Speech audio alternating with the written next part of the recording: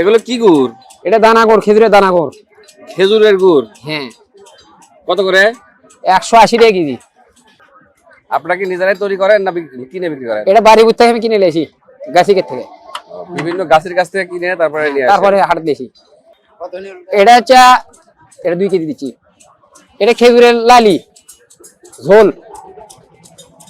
এটা কি লালি গুড় বলে না? হ্যাঁ, লালি গুড়। লালি গুড়। হ্যাঁ এই লালিও কি আপনি কিনে নিয়েছেন? হ্যাঁ, লালিও কিনে নিয়েছি। লালি কত করে? লালি 180, 70 এরকম। মানে এই খেজুরের এটা গুড়, এটা খেজুরেরই লালি। হ্যাঁ, খেজুরের লালি।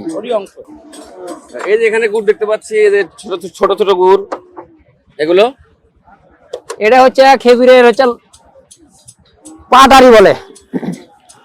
পাটালি গুড়। হ্যাঁ, পাটালি। এগুলো কেমন দাম? এটা 180 টাকা, আর এটা 200 টাকা। এটা 180 আর এটা 200 টাকা। এটা 200 টাকা।